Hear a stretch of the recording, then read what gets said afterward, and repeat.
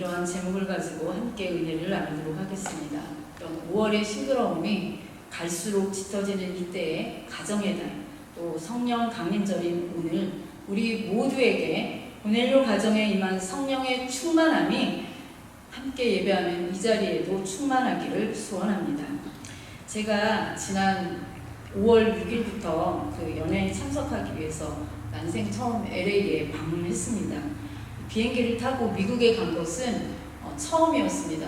이렇게 육로로 간 거는 여러 번 있었는데 이 비행기를 타고 미국에 간 것은 처음이라 이 입국 심사를 미국은 특이하게 그 시큐리티 검사가 끝나자마자 바로 하더라고요. 또 그것도 처음 알았고, 또 미국은 신발을 벗고 또 시큐리티 검사를 하더라고요. 부츠를 신고 이런 경우가 아니라 모든 사람들이 다 그렇게 신발을 벗고 입국 심사하는 것도 처음 알았습니다.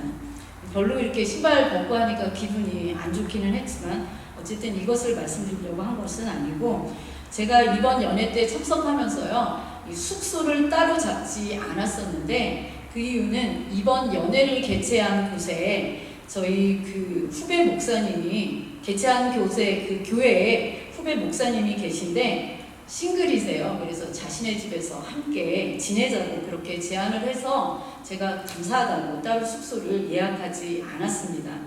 그렇게 알고 이제 LA에 가가지고 만남교회를 갔는데 화요일부터 있는 그 집회를 위해서 어느 교회나 다 그렇듯이 이 여성교회에서 음식을 준비하러 많은 분들이 오셨더라고요.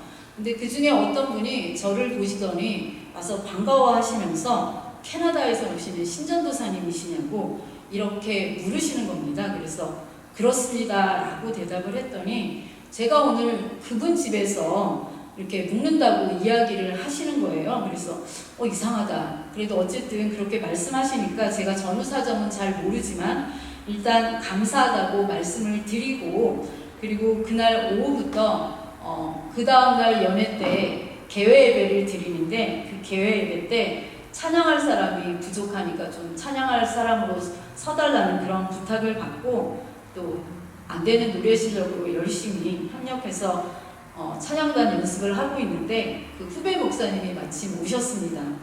그러면서 저한테 그 숙소에 대한 자취지종을 설명하는데 자신의 집이 그러니까 주일날, 그러니까 5월 5일날부터 아침부터 뜨거운 물이 안 나온다는 거예요. 그래가지고 저랑 같이 지내기가 도저히 미안해서 자기네 교회에 그래도 여유가 좀 있으신 그런 권사님한테 이렇게 숙소 문제를 말씀드렸더니 흔쾌히 본인네 집에서 이렇게 묵으시도록 이야기를 하셨다는 겁니다. 그래서 제가 3일 밤을 이제 처음 뵙는 분인데 정윤희 권사님이라는 분 집에서 보내고 왔습니다. 근데 이 가정은 갔더니 교회에서 외부에 이렇게 손님이 오시면 여러분도 알다시피 LA가 물가가 비싸잖아요. 그러니까 이분의 여유 있는 방에 이렇게 손님을 초대해서 이렇게 묵도록 하시고 또 대접하시는 그러한 가정이셨습니다. 그래서 이 가정에서 이렇게 제가 3일 밤을 묵고 왔는데, 제가 그 가정에서 3일 밤을 지내면서 가장 인상 깊었던 것은 연회 마지막 날 아침에 이 정 권사님 남편 되시는 임영우 권사님께서 가정 그 식구들을 다 그 거실로 모으시더라고요. 빨리 모이라고. 그래서 딸 집사님도 출근하셔야 되고 또 아이들도 학교 가야 되는 그 바쁜 아침에도 가족들을 다 이렇게 모으시더니 저에게 축복 기도를 해달라고 그렇게 말씀을 하시는 것입니다. 그래서 제가 너무 감사하기도 하고 그래서 축복 기도를 해드리고 왔습니다. 그것을 보면서 저는 그 가정이 정말 예수쟁이 가족이구나, 이런 것을 경험하고 온 그런 시간이었습니다. 오늘 아까 말씀드린 대로 오늘은 교회력으로 성령 강림절입니다. 이 교회력은 그러니까 교회에서 쓰는 달력이다 이렇게 표현하면 될 것 같은데, 특별한 시기들을 모아서 그렇게 이제 교회력으로 달력으로 그렇게 만든 절기력이라고 할 수 있겠죠. 여러분 모두가 잘 아시는 성령 강림절, 예수님이 부활 승천하신 후에 예수님의 분부대로 모여서 함께 간절히 기도한 제자들에게 임한 뜨거운 성령의 역사를 기념하면서 우리에게도 그러한 성령의 임재가 있기를 소망하는 주일입니다. 오늘은 특별히 성령 충만한 고넬료 가정을 보면서 우리 가정은 또 나는 어떠한 신앙의 모습으로 살아가고 있는지 말씀을 통해서 함께 생각해 보려고 합니다. 예수쟁이, 여러분 혹시 예수쟁이라는 말 들어보셨나요? 이 예수쟁이라는 말, 저는 어렸을 때 종종 이런 말을 자주 들었습니다. 예수쟁이라는 말의 의미는 예수 믿는 사람들을 향한 약간 조롱 또는 비난의 의미가 담긴 말이기는 하지만 또한 예수 믿는 사람들에 대한 기대를 담은 말이 바로 예수쟁이, 이러한 말입니다. 이 말을 들었던 우리 믿음의 선배들은요, 예수쟁이라는 말에 걸맞도록 어울리게 살았습니다. 아마 여기 장로님을 비롯해서 좀 연세가 있으신 분들은 저런 예수쟁이라는 말을 자주 들으셨었을 것입니다. 세상 사람들은요, 이 예수쟁이라는 말을 하면서 예수쟁이들에 대해서 어떻게 생각했냐면, 말을 많이 하기는 한다. 우리가 전도를 해야 되니까 말을 많이 할 수밖에 없잖아요. 그러니까 말을 많이 하기는 한다. 그렇지만 정직하고 착하고 믿을만하고 무슨 일이든 성실하고 예의 바르고 거짓말하지 않는 진실한 사람들, 이렇게 생각했습니다. 그래서 당시 예수쟁이들이 모인 교회에서는요, 저 어렸을 때도 이렇게 종을 쳤거든요. 그래서 그 종소리가 예수 천당 이러한 소리처럼 울려 퍼져서 비신자들에게도 울림을 주는 그러한 시간들이 됐었습니다. 특히 우리나라가 가난했을 때는 집집마다 시계가 있기가 쉽지가 않았는데, 이 시계가 귀한 시절이라 예배 시간을 알리는 그 종소리는 시간을 알려주던 수단이 되기도 했습니다. 제가 시골에서 자랐기 때문에 또 이제 여러 가지 모습들을 많이 보기는 했는데요. 제가 시골에서 자라면서 봤던 모습 중 기억나는 장면이 하나 있는데, 그게 뭐냐면 아무리 바쁜 농사철이라고 하더라도요, 주일날이면 어김없이 빨간 성경책을 옆구리에 끼고, 근데 지금은 이렇게 성경책 보면 빨간색이 없잖아요. 근데 옛날에는 여기 부분이 다 빨간색이었고, 요즘에는 뭐 색깔도 이렇게 표지가 여러 가지인데 옛날에는 까만색 그런 성경을 이렇게 옆구리에 끼고서 깨끗한 옷차림으로 교회 가시는 권사님, 집사님들의 모습이 선합니다. 물론 그 중에 저희 엄마도 그렇게 가셨습니다. 지금도 그 모습들이 이렇게 어렸을 적을 생각하면 그 모습들이 선하게 떠오릅니다. 우리나라에서 전도가 폭발적으로 일어났던 시절인 1970년대, 80년대 이 시절에 예수님을 믿었던 예수쟁이들은요, 부모에게 효도했습니다. 그리고 사회 질서도 잘 지켰습니다. 이웃을 사랑하는 뜨거운 마음과 함께 이웃의 아픔을 나의 아픔처럼 여기고, 또 가난하고 소외된 그런 이웃들, 고단한 삶을 사는 어려운 이웃들에 대한 도움을 절대 거절하지 않고 발벗고 나서서 그들을 도와줬습니다. 그들을 위로하고 함께함으로 복음을 전했던 시간들이었습니다. 그 예수쟁이들의 뜨거운 열정으로요, 그 당시에 세상이 힘들었지만 세상이 어둡지 않고 밝았으며, 우리나라 역시 여러 가지 부분들에서 이 기독교가 들어감으로 발전된 모습을 보여주고 있습니다. 더불어서 그때의 말로 이 복음이 쉼 없이 번져나갔기 때문에 오늘의 이렇게 한국 교회가 수많은 사람들이 예수 믿는 그러한 교회로, 그러한 기독교의 한 모습으로 성장할 수 있었습니다. 그러한 예수쟁이들이 있었기에요, 비신자들도 우리 예수 믿는 예수쟁이들만큼은 신뢰했습니다. 비록 종교가 달라도요, 친구 되기를 마다하지 않았습니다. 그런데 슬픈 것은 지금 이 예수쟁이라 이러한 말은 들려오지 않고요, 우리를 향해서 개독교, 또 개독목사, 또 개독교인, 이러한 비하를 넘어서 기독교가 안티가 되는 그러한 안타까운 상황, 또 슬픈 상황에 직면해 있습니다. 그래서 오늘 우리는 이러한 예수쟁이의 신뢰를 회복해야 합니다. 오늘 고넬료의 가정처럼 이 예수쟁이의 가족으로 산다면 이러한 신뢰는 다시 회복할 것입니다. 그렇다면 이 고넬료의 가정은 어떠한 삶을 살았기에 진정한 예수장의 가족이 되었을까? 이것을 생각해 보도록 하겠습니다. 오늘 말씀에 보면 고넬료를 소개하고 있는데요. 일단 사는 곳이 가이사랴, 이런 곳이라고 이야기하고 있습니다.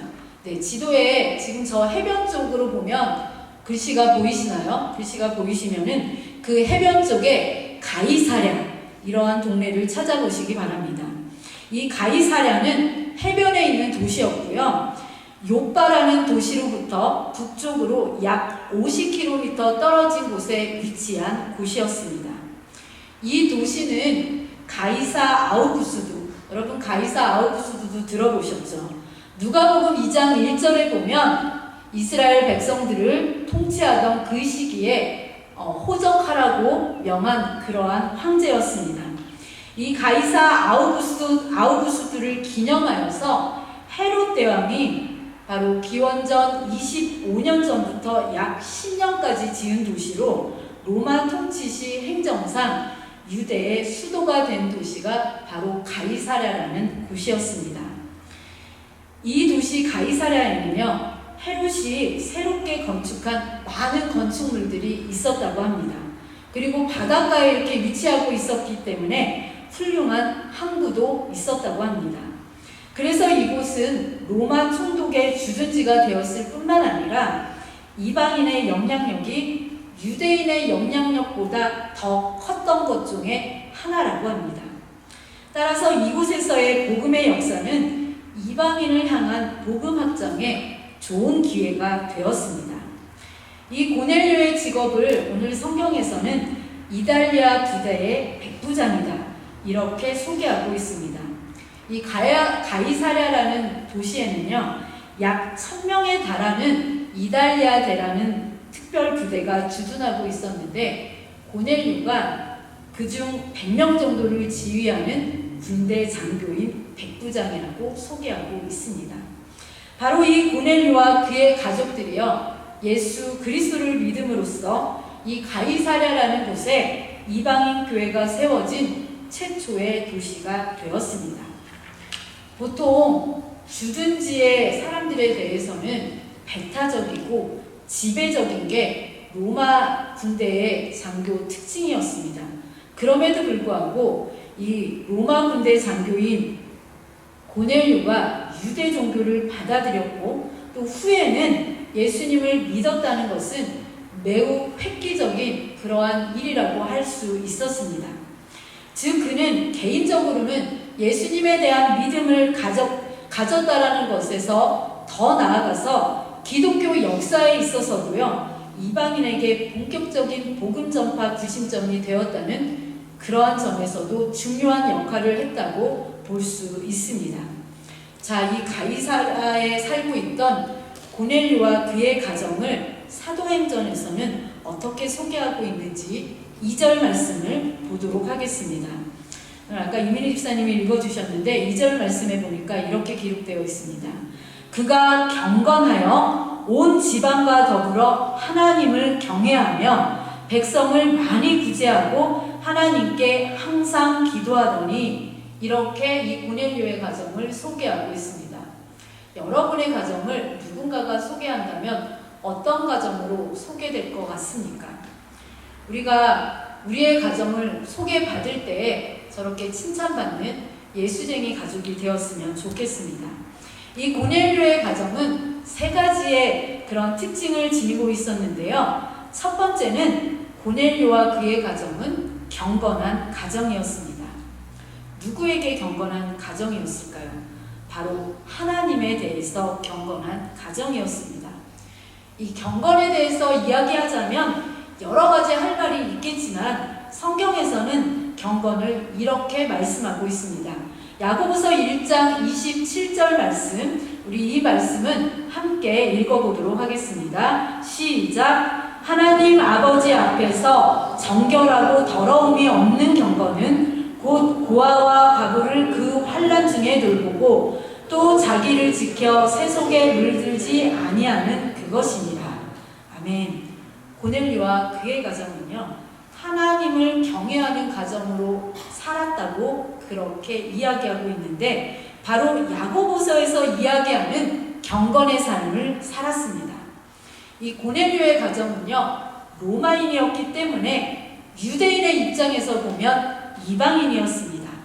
그런 이방인이 가이사랴에 와서 유대교로 개종을 했고요. 하나님 앞에서 경건한 믿음의 가정으로 살았던 것입니다. 그래서 경건한 가정이었다, 하나님을 경외하는 가정이었다, 그렇게 소개하고 있습니다. 둘째, 이 고넬료와 그의 가정은 백성을 많이 구제한 가정이었습니다. 방금 읽은 야고보서에서 언급했듯이 경건한 사람은요, 고아와 과부처럼 사회적 약자를 잘 돌보는 사람, 이러한 사람이 바로 성경에서 언급하는 경건한 사람입니다. 고넬료의 가정은 오늘 말씀에도 보면 많은 백성을 구제했다, 이렇게 소개하고 있습니다. 당시 로마 군인들이나 관료들은요, 자신들의 지위를 이용하여서 이 식민지 사람들을 도와주는 것이 아니라 식민지 사람들을 착취하는 것이 보통이었습니다. 우리나라도 일제 식민지에 그런 아픔이 있기 때문에 당연히 이 착취를 당한 그런 민족의 서름을 알고 있는데, 그런데 예외적으로 이 고넬료는 구제에 많은 힘을 썼던 사람이라고 소개하고 있습니다. 이 고넬료의 가정은 비록 이방인 가정이었지만 유대 온 족속이 칭찬하는 그러한 가정이라고 사도행전 10장 22절에 기록하고 있습니다. 그러니까 그가 이방인이었음에도 불구하고, 유대인의 그러한 가정이 아니었음에도 불구하고 그 가정의 생활을 보니까 유대인보다 더 하나님을 잘 경외하는 그러한 가정이었다라는 것을 오늘 말씀이 보여주고 있습니다. 세 번째, 이 고넬료와 그의 가정은 하나님께 항상 기도하는 가정이었습니다. 기도하는 모습은 고넬료의 가정의 신실함을 보여주고 있습니다. 그가 언제부터 하나님을 믿었는지에 대해서는 오늘 성경 말씀에 기록되어 있지 않아서 알 수 없지만, 하나님을 믿은 이후로는 그의 가정이 모든 일에 항상 기도에 힘쓰는 그러한 가정이었다고 이야기하고 있습니다. 이런 고넬료의 가정에 하나님께서 하나님의 사자인 천사를 보냈습니다. 3절에 보면 제9시라고 나오고 있습니다. 유대인들은요, 하루에 3번 기도하는 시간이 있었습니다. 그 기도하는 시간이 제3시는 우리의 시간으로는 오전 9시입니다. 사도행전 2장 15절에 보면 이 부분에 대한 말씀이 있습니다. 그리고 제6시도 기도하는 시간이었는데요, 이 시간은 정오입니다.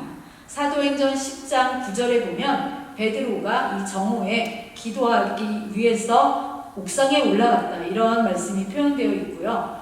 오늘 말씀에도 그렇고 제9시, 이 제9시는 오후 3시입니다.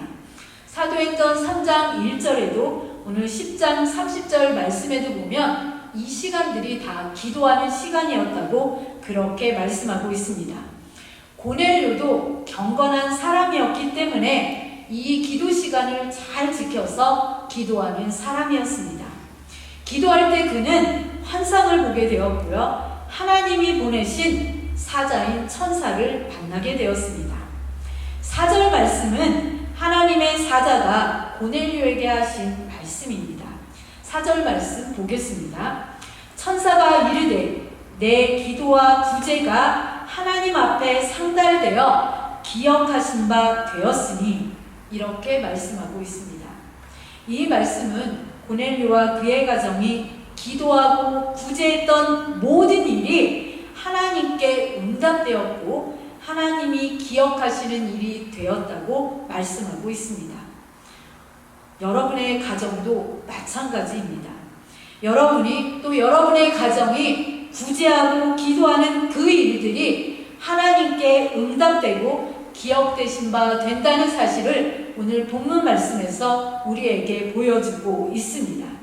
하나님 앞에 하는 모든 행위는 절대로 그 어느 것 하나도 땅에 떨어지는 것이 없다라는 것을 보여주는 좋은 말씀입니다.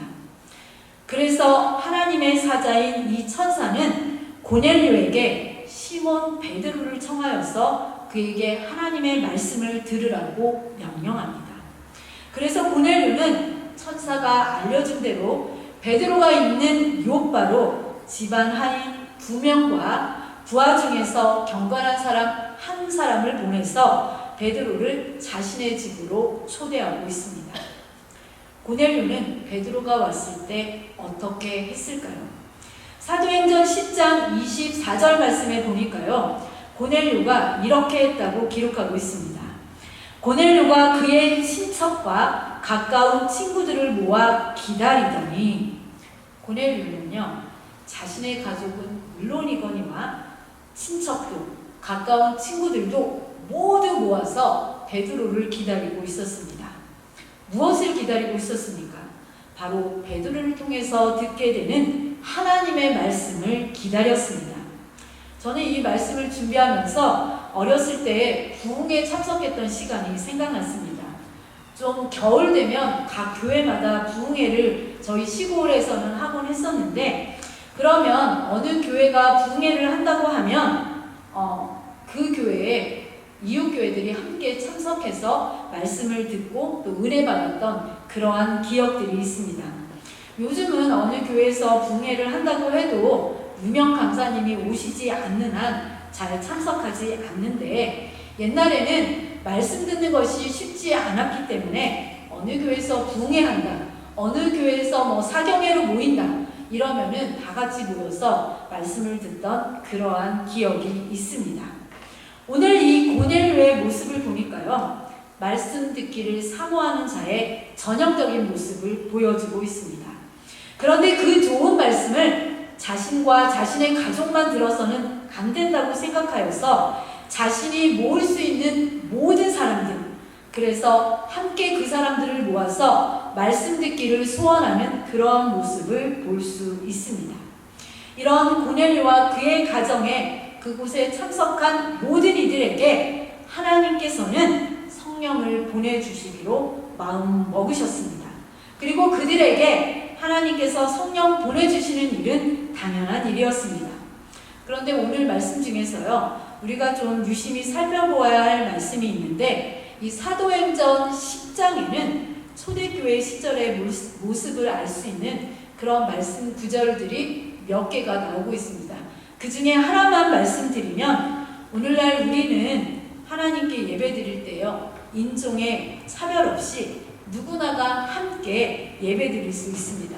그쵸? 언어가 통하지 않아서 그렇지 우리가 함께 예배할 때 캐네디언이 와서 예배를 드려도 괜찮고, 또 흑인이 와서 함께 예배 드려도 괜찮고, 누구나가 함께 예배 드릴 수 있는데, 원하기만 하면 또한 누구네 집에 방문하여서 함께 예배하고 기도하고 이러하는 일이 어려운 일이 아닙니다. 그러나 이 처음 초대교회에서는 구별이 있었습니다. 사도행전 10장 28절 말씀이 그 증거입니다. 그 말씀 함께 보시겠습니다. 유대인으로서 이방인과 교제하며 가까이 하는 것이 위법인 줄은 너희도 알거니와, 하나님께서 내게 지시하사 아무도 속되다 하거나 깨끗하지 않다 하지 말라 하시기로. 지금 베드로는요, 유대인이었습니다. 고넬료는 로마인이었습니다. 유대인의 입장에서는 이방인이었습니다. 그랬기 때문에 유대 법상 유대인이 이방인과 가까이 하고 교제하는 것이 그 당시에는 위법이었습니다. 그러나 예수님이 오셔서요, 이미 이 장벽을 허무셨습니다. 예수님은 유대인들이 상종조차 말조차 하지 않았던 사마리아 성에 들어가셔서 사마리아 여인과 사마리아 사람들에게 전도하셨고요. 두로와 시돈 지역을 지나면서 수르보니게 여인을 만나서 그 여인과 말씀하시며 그녀의 딸의 병을 고쳐주시기도 하셨습니다. 또 가버나움에서 만난 백부장과도 말씀하시면서 백부장의 하인도 고쳐주셨습니다.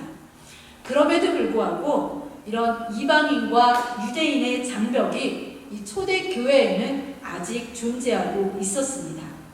그런데 그 장벽이 바로 오늘 베드로가 고넬료의 초대에 응하면서 무너졌습니다. 물론 진통의 과정은 있었습니다. 그러나 그리스도 안에서 예수님이 허무신 벽이었기 때문에 유대인과 이방인의 장벽은 당연히 없어져야 할 벽이었습니다. 그리고 오늘 말씀에도 그것은 하나님의 명령이기도 했습니다. 베드로는 이 고넬료의 가정에 모인 모든 사람에게 예수 그리스도가 누구인지에 대해서 말씀을 전합니다. 예수님이 왜 세상에 오셨는지, 세상에 오셔서 한 일은 무엇인지, 그리고 예수님의 십자가와 부활, 또 많은 사람에게 예수 그리스도를 전하는 증인들에 대해서도 아주 자세하게 전해 주었습니다. 베드로가 이렇게 예수 그리스도에 대해서 증거할 때에 그들 가운데 이상한 일이 일어났다고 오늘 말씀이 증거하고 있습니다. 그 말씀이 바로 사도행전 10장 44절에서 46절 말씀입니다. 우리 이 말씀은 조금 길기는 하지만 함께 읽어보도록 하겠습니다. 시작! 베드로가 이 말을 할 때에 성령이 말씀 듣는 모든 사람에게 내려오시니 베드로와 함께 온 할례 받은 신자들이 이방인들에게도 성령 부어주심으로 말미암아 놀라니 이는 방언을 말하며 하나님 높임을 들음이로라. 아멘. 베드로가 예수 그리스도에 대해서 증거할 때요, 성령이 말씀을 듣는 모든 사람에게 임했습니다. 오순절 마가다락방에만 임한 성령이 아니었습니다. 말씀을 듣는 모든 사람에게 임했습니다. 그들에게 성령이 임하니까요, 마지막 46절 말씀처럼 방언으로 말했고 하나님을 높이며 찬양하는 일이 일어났습니다. 이런 모습을 볼 때요, 베드로와 함께 온 유대 신자들이 매우 놀랐습니다. 그들이 생각하기를 성령은 유대인인 자신들에게만 임한다고 생각했기 때문입니다. 그런데 아니었습니다. 말씀을 듣는 모든 사람들에게 성령이 임했습니다. 오늘도 마찬가지입니다. 성령의 임재는요, 인종을 구별하지 않습니다. 남녀를 구분하지도 않습니다. 나이를 구분하지도 않습니다. 기도하며 말씀을 사모하는 모든 이들 누구에게나 성령께서 임재해 주십니다. 이로써 베드로는 하나님께서 고넬료 가정에 보내신 하나님의 뜻을 이루게 됩니다. 오늘 말씀 마지막 절에 보니까요, 바로 예수 그리스도의 이름으로 그들에게 세례를 베풀었고 고넬료를 비롯한 모든 사람이 예수 그리스도의 이름으로 진정한 구원을 받게 되었습니다. 또한 성령을 선물로 받게 되었습니다. 고넬료의 가정은요, 성령의 임재로 진정한 예수쟁이 가정이 되었습니다. 사도행전 11장 26절에는요, 예수쟁이를 그리스도인 이렇게 일컬었습니다.